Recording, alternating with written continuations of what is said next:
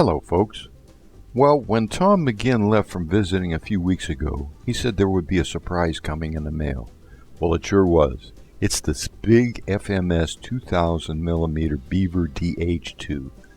He wanted me to put it together and test it out before he visited again next summer. Well, it went along very well, and I'm showing you the pictures of the assembly.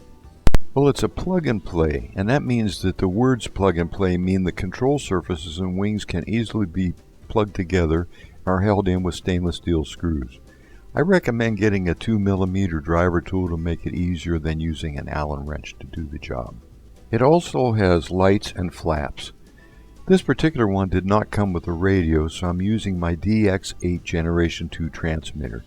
Tom sent me the receiver. This is the new version of the Spectrum receivers called the AR620. I've not had experience with this particular receiver until now. It has no antennas, they are built in, and no satellites, so I was leery at first. It has a big bind button on top to push when binding instead of a plug.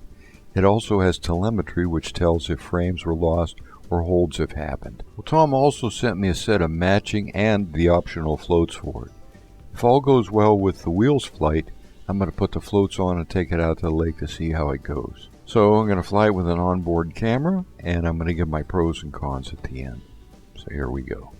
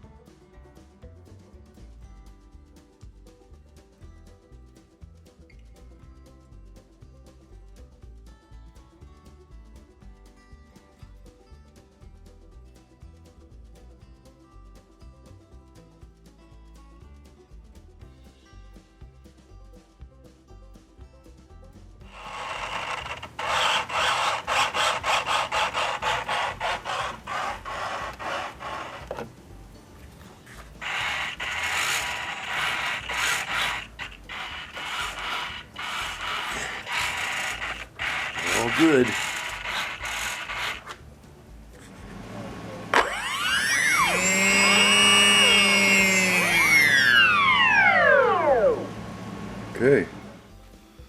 Okay, let's try the Failsafe.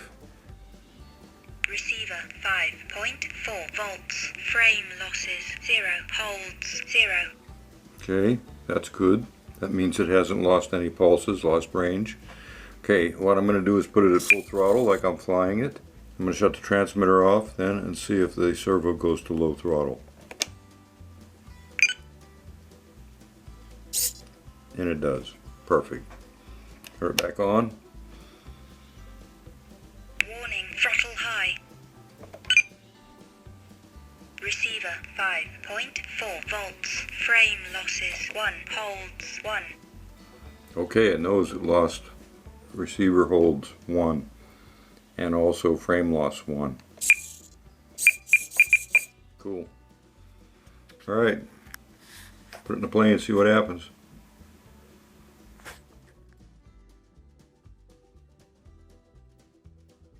I just did a range test with it, and we're going to go ahead and test fly it. This thing has flaps. Let me turn on the receiver. 6 cells,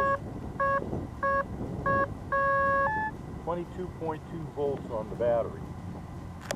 I'm going to put this back on, and I'm going to start this.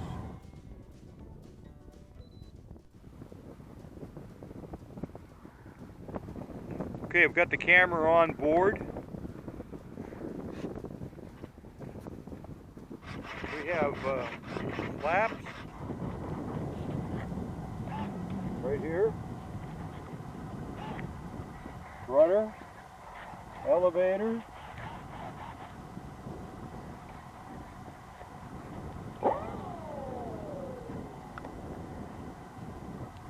just text a little bit.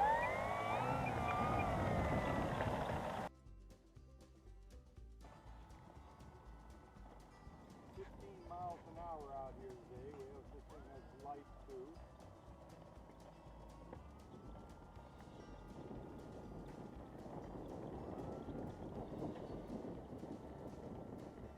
This will be the maiden flight. Okay.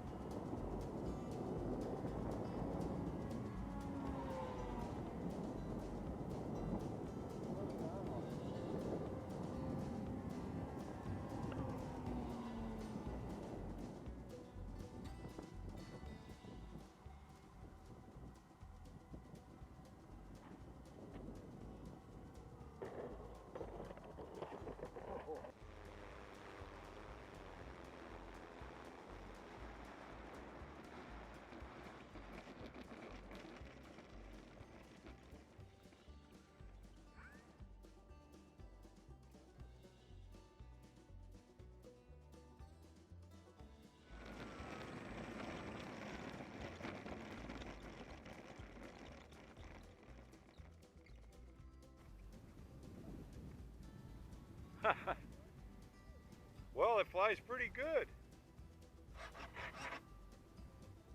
Really nice. I don't know why the motor speeds up and slows down though. All on its own. About half throttle, it just goes up and it goes down.